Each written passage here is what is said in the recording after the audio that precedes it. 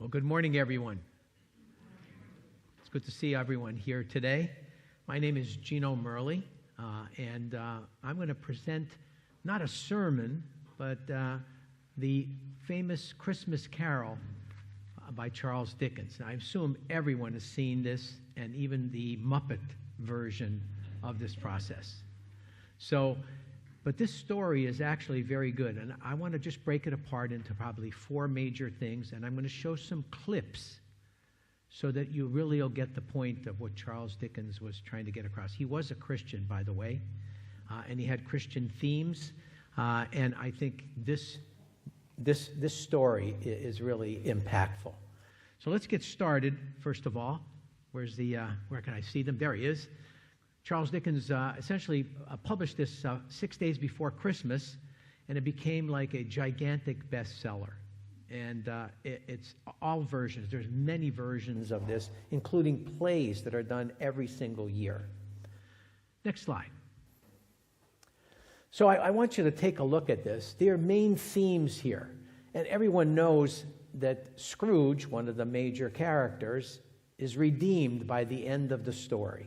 So this is actually a story of redemption and a way of getting there. And he had other themes throughout it. I mean, Dickens was a master of trying to weave in social injustice that was present at the time, fairness, generosity. So he tried to do all of that in one single book. Next slide for me. So here's all the characters. Everybody knows Ebenezer Scrooge, right? No one liked him. People, they still don't like him, even though at the time they forget he's redeemed.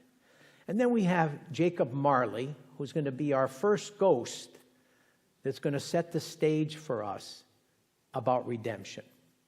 And then we have Bob Cratchit and his family, who you'll see, and of course the famous Tiny Tim. And then you'll see Fred, who is the nephew of Scrooge, and then you'll see each of the ghosts that I'm going to present. Next slide. So I want you to see a couple of things. You're going to hear these themes. And in England at the time, they had things like the poorhouse, they had the church homes, they had prisons, they had treadmills. The poor were rampant in England. So they didn't know what to do with them, so they put them in these type of facilities. Most of the time they died and reduced the surplus population. You remember those few words that I just mentioned. So this is what they had to take care of the poor. Put them to work in some place, give them meager wages in terrible conditions. And they died most of the time. Next slide. So I'm going to present the ghosts. We're going to do Marley first. Everyone likes Jacob Marley. He was Scrooge's partner. And then we'll have each of the ghosts that you remember. So let's do the next slide, Becky. And I think in this thing, I want to, first of all, I think we want to say, what do people think was the purpose of the Marley's ghost in terms of his presentation? So I'm going to show the clip, and then we'll sort of ask one or two questions about Marley's ghost and what was the aspect. And in there, he did portray hell as Marley thought it was. And Marley portrayed hell as remembering all the things you should have done but never did.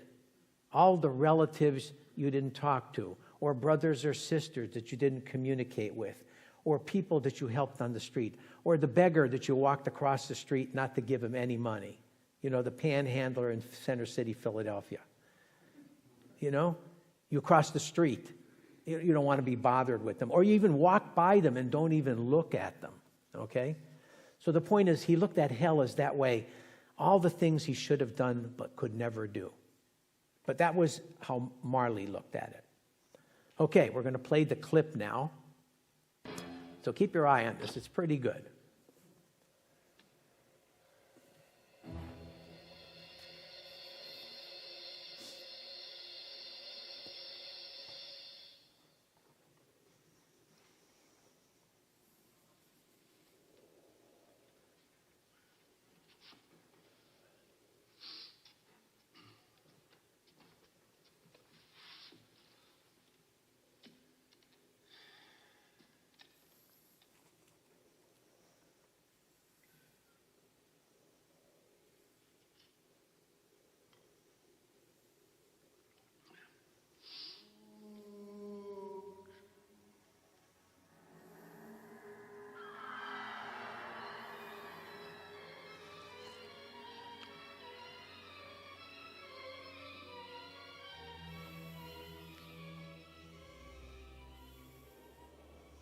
Notice the Last Supper in the back of the fireplace.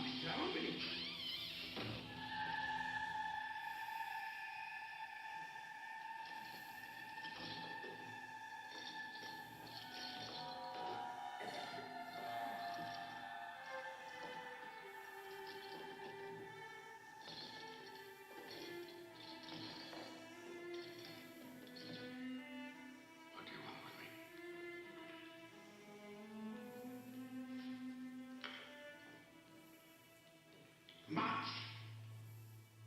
Why? Ask me who I was. In particular for a ghost. Who are you? In life, I was your partner, Jacob Merli. Can you sit down? I can. Do it.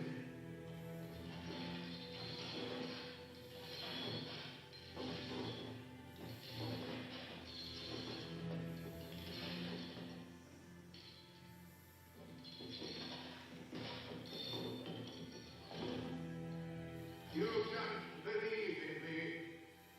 I don't. What evidence would you have of my reality beyond that of your own senses? I don't know. Why do you doubt your senses? Because a little thing affects you, a slight disorder of the stomach. Maybe a bit of bad beef, black and mustard, fragment of underdone potato. More of gravy than of grain about you, whatever you want. Humbug, I say, humbug.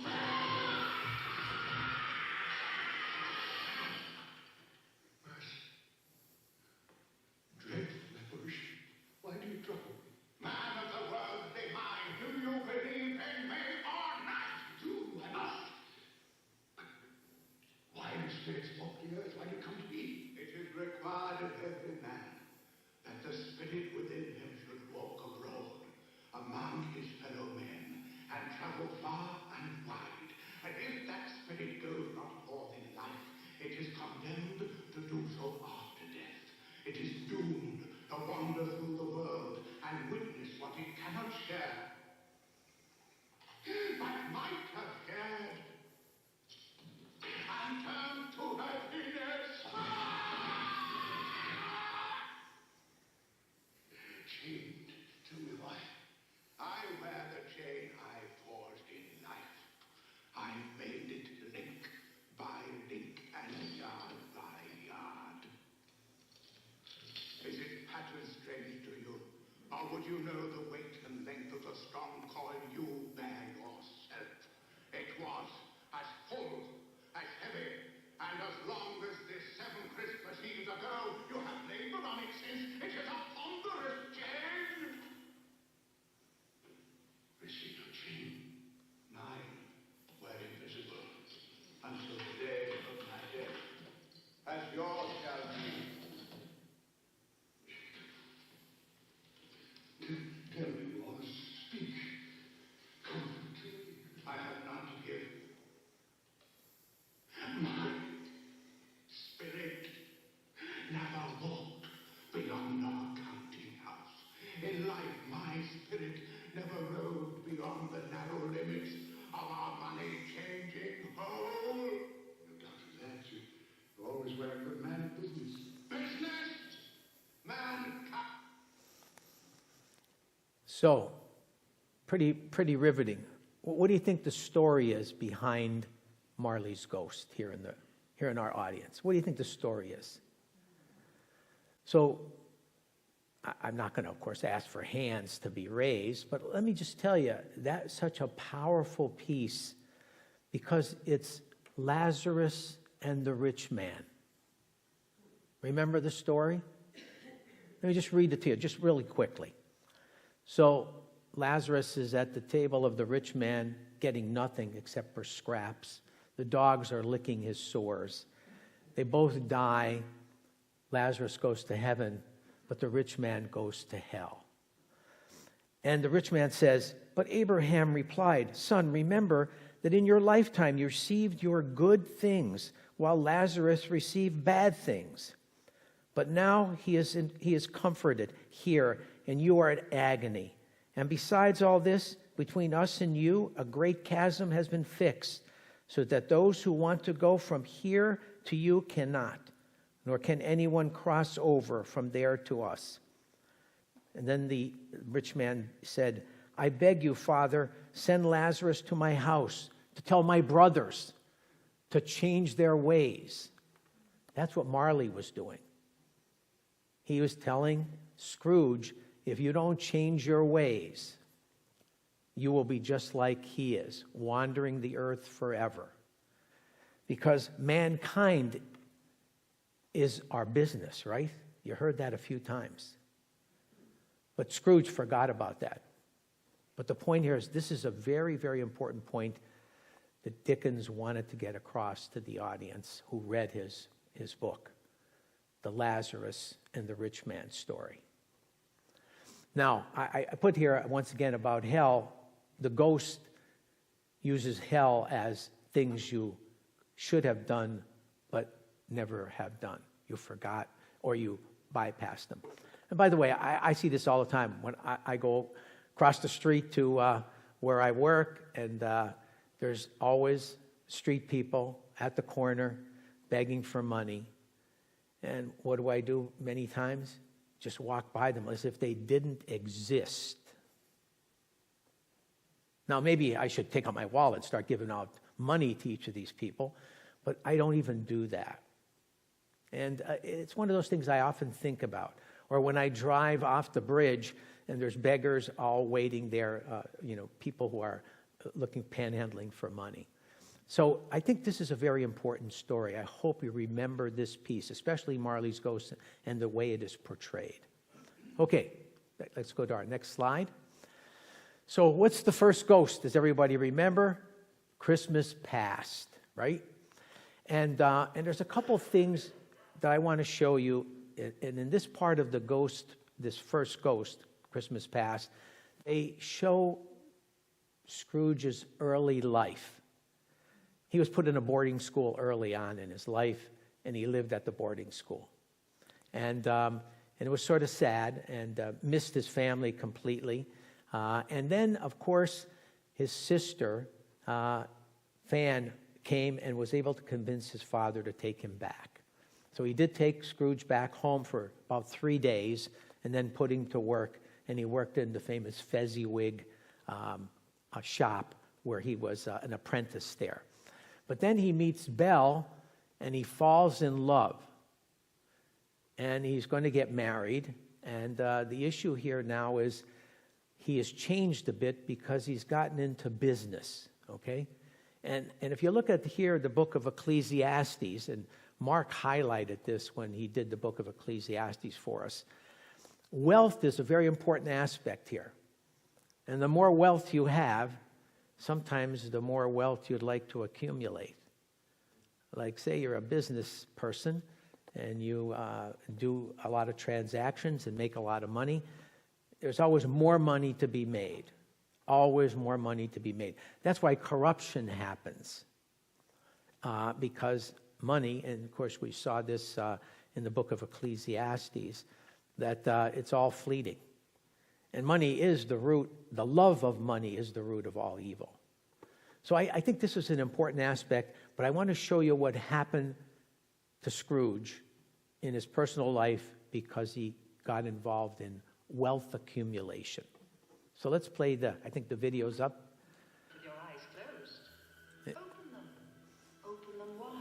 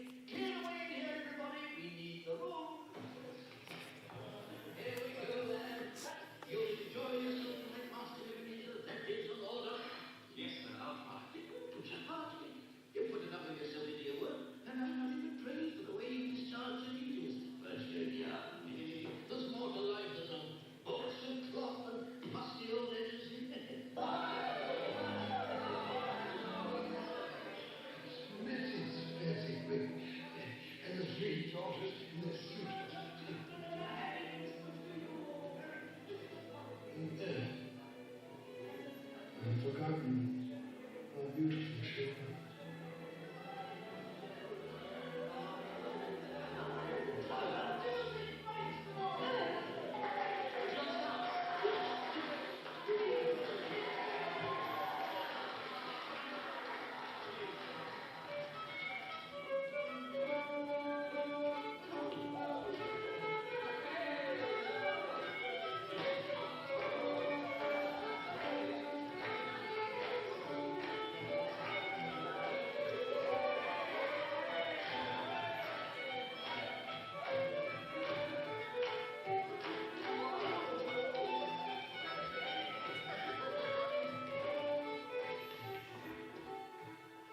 How long since you danced, Ebenezer?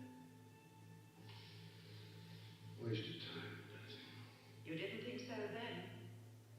There was a reason. There's been a change in you since you've come to February. You were so gloomy. Oh, I think I should warn you, Miss Bell. I am on a serious mental mind. I consider seriousness to be an admirable trait of character, but it can be overdone. I should take heed of your advice, ma'am, and go through life with a grin on my face.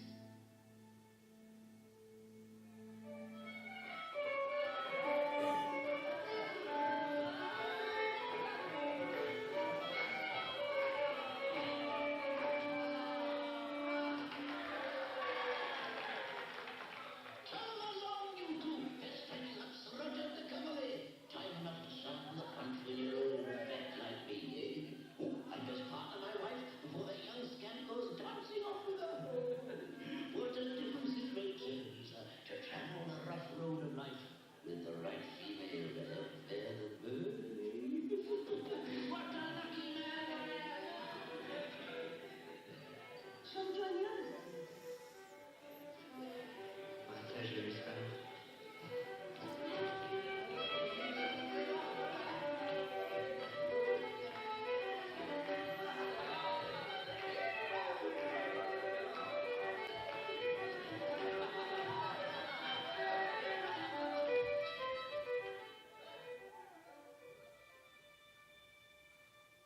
Old Fezziwig, a silly man. Silly? Why silly? What did he do, after all, to deserve the praises of those apprentices? Spend a few pounds, dance like a monkey, beamed a great smile. Well, the happiness he gave was quite as great as though it cost £1,000. Just small thing.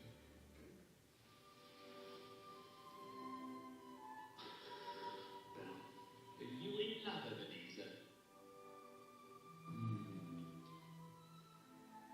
The thought occurred to me. She's too good for you. One day, when I made my fortune, then I'll deserve her. It was a night never to be forgotten. Never. But you did forget, often. Huh? Look, another Christmas Eve, delayed by the pressure of business. Do you remember? No. Now, pay attention to what they talk about, the two of them. Now do you remember? Sorry I'm late. I thought you might not come. I know how busy you are. Well, the time of year and the nature of my business, it's important now that I use my time and opportunities wisely. Another idol has displaced me. What idol has displaced you? A golden one. All your hopes have merged into a master passion. Profit. The thought of money engrosses you. Perhaps I've become wiser. But I'm not changed towards you. Our contract is an old one. It was made when we were young and our prospects limited.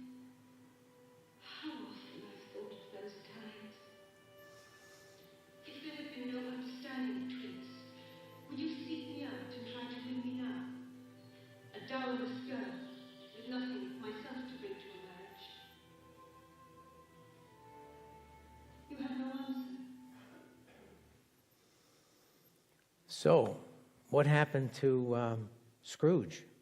You saw him happy, apprentice, working, and then his life was taken over by business. He was betrothed to Belle, but their engagement ended because he was too busy earning a large sum of money to take care of them in the fashion he thought was correct.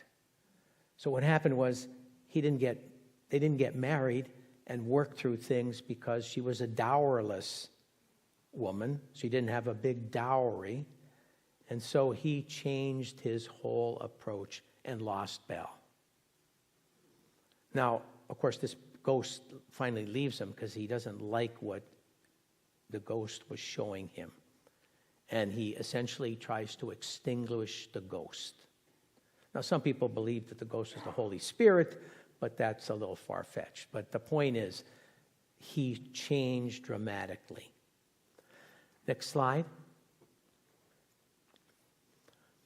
So I wanted to just present this next piece with the ghost, because I want you to introduce the Cratchit family, who are really people who are making such little money.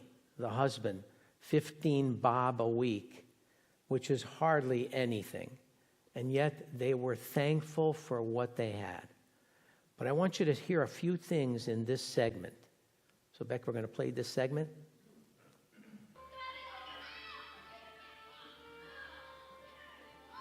Do you know this house? No, I can't say I do. It's the house of Bob Cratchit. Well, he does very well on 15 bob a week. Look at him. I wouldn't disturb. As with Christmas past, we shall be invisible and unknown. This is Christmas present. Probably start to talk to his partner. Father always likes to compliment him on his service. Do you have to put into successes, dear? No one makes a better cooking than you, Mother. Rita? Hey, come to the rest of the family. She's testing the cooking, Mother. I'm sure they'll manage very well in the room at your house, Anna. Yes, make my mouth water. Mine too. I can't wait. Well, we just have to. Now run along with Martha and help her butter the bread. He has 6 children, making 15 bob a week, which is probably about $20 per month.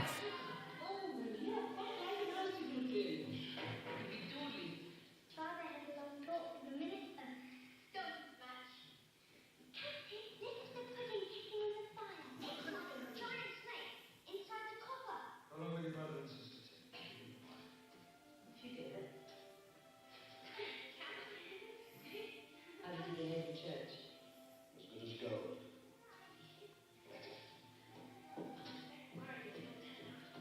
Look how they support it. How did you say it? Nothing, sir. Nothing.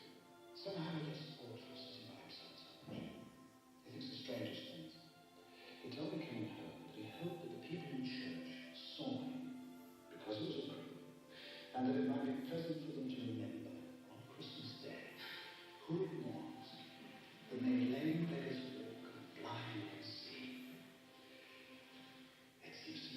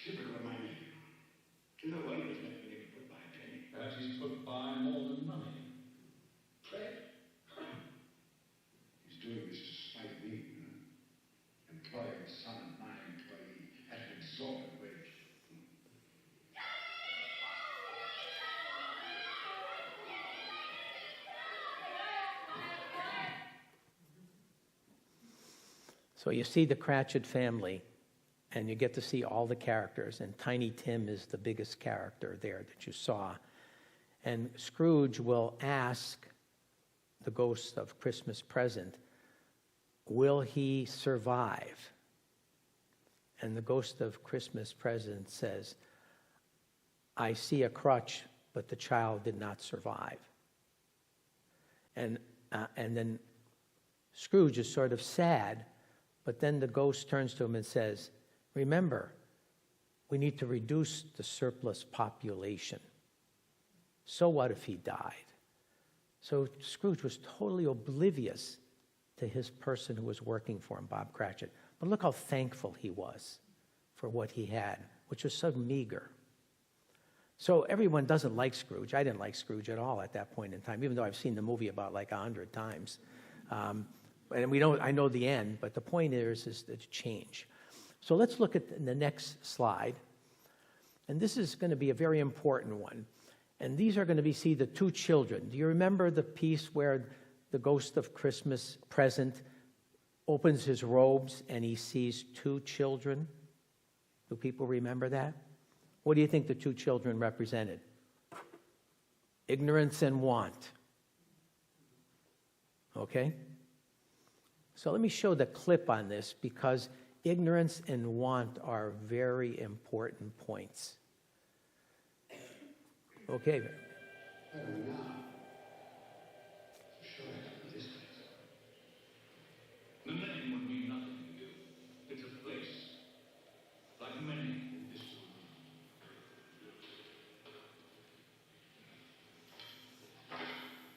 Do we have enough money for the night? I had to pass through. At least there's one thing still free in this country.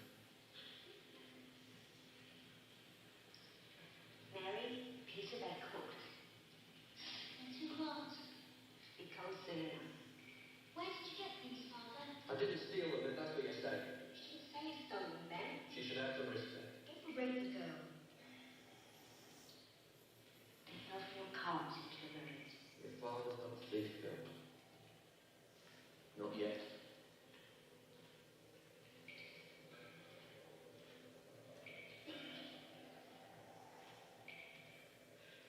Why are these people out here?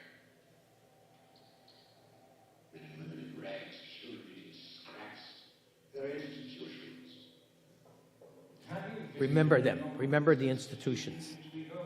No, I'm taxed, Father. Isn't that enough? Is it?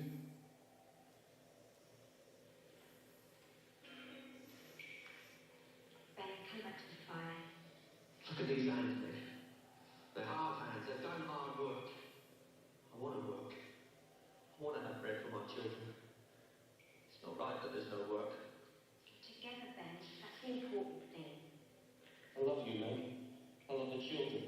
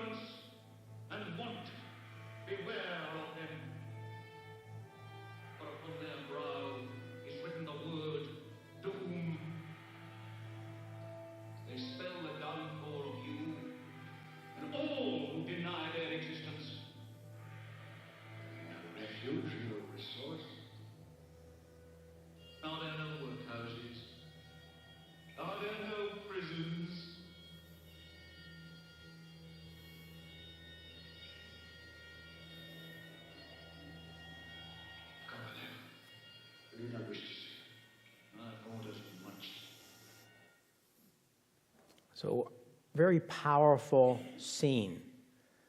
Now, think of the words ignorance and want. Ignorance is you know something, but you essentially ignore the process. So in England at that time, they just ignored the poor and reduced the surplus population because they died. In poor houses, church houses, treadmills, all the things, prisons that they had. And you heard them say, I pay taxes for it, so let them go there. The point here is ignorance is a very important aspect. If people are not educated, they can't then take care of themselves. So that's why there's such an important aspect to think about education. So that helps people develop skills so they can support themselves. And want is the worst thing. When you can't have it, you want it, but you can't have it, then it resorts to chaos. And what do we see today? The violence. If you don't do things, you get killed. You get shot. If you look at the news, I listen to the new KYW every morning driving into work, so I can find how many crashes there are on 42 or 295. But the point is there's always shootings, killings. And when you listen to the story, they're pretty sad, you know? People getting killed for basketball shoes. So the point here is want is a very important aspect. This is the doom that we see if we don't take care of this stuff. Now, Dickens was trying to get this across for England at the time because they did not pay attention to the poor and needy.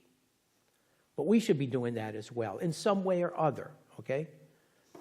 So I put these down here, the want and the ignorance, because I think this was such a powerful thing. So let's wrap it up now with the final scene and the final ghost. Sometimes looked at as the Grim Reaper. Okay? And let's take a look at this. This is where Scrooge, after seeing all these things, he's transformed. Now, most of you in the room, think about it. Are there people you met who have found Jesus and were saved? Don't you notice there's some type of joy that they have in being saved? And I can remember some of my son Adam and Aaron's friends who became saved, and they were so joyful about the process. But then they need to grow in Christ. That's one step, and then growing next in the process. So let's look at Scrooge transforming now, where he finds himself at the cemetery, the worst place for him to be.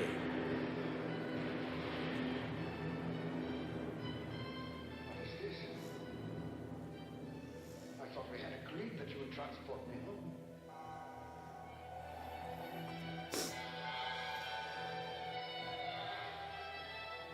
Inspector,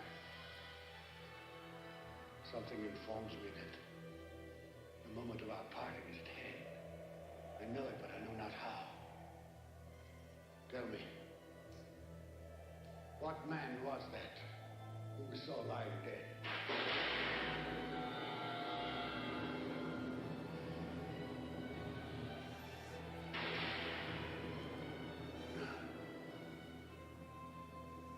No, before I draw near to that stone, answer me this. Are the things you have shown me the shadows of the things that will be? Are they the shadows of things that may be only?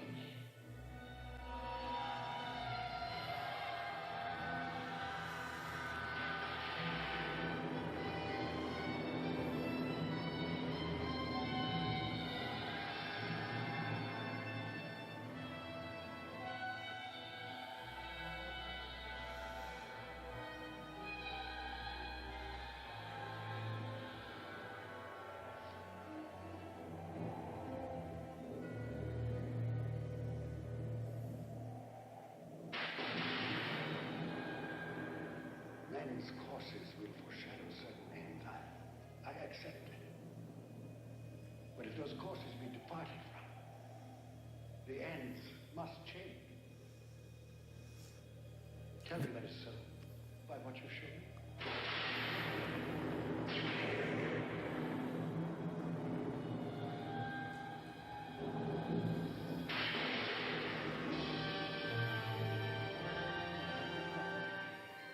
I am not the man I was. I I will not be the man I must have been but for this visitation. Why show me this if I am past all hope?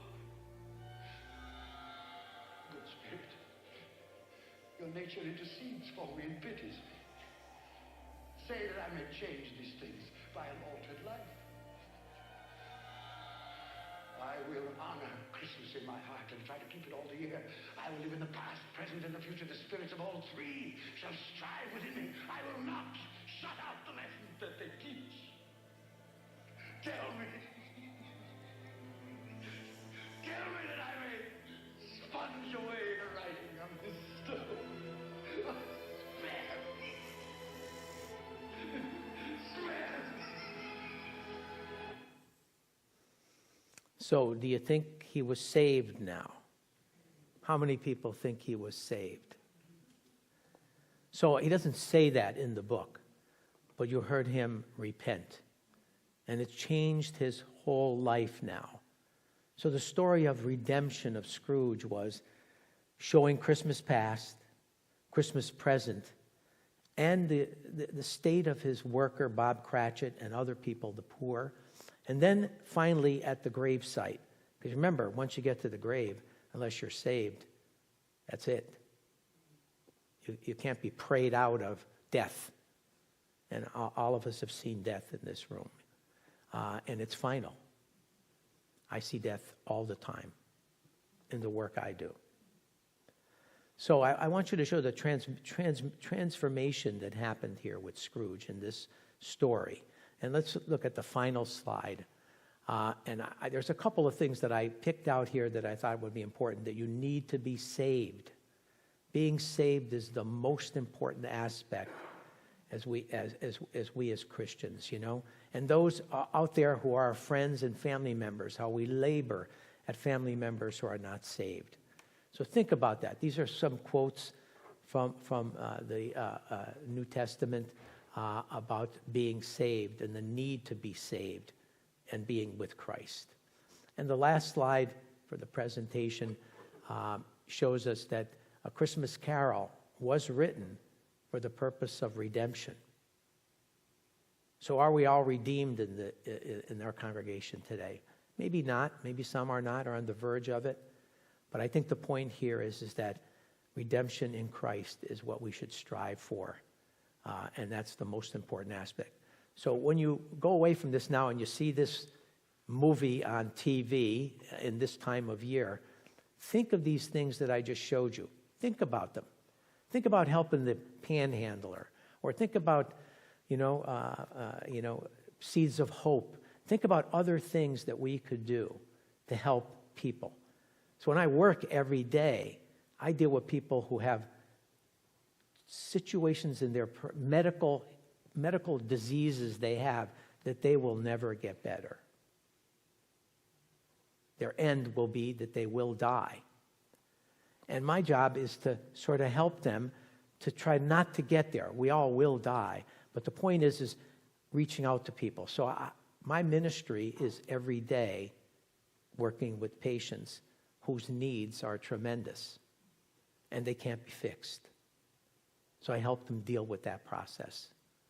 So I think all of us in this congregation today, hope you go away from this presentation of A Christmas Carol on redemption. Thank you.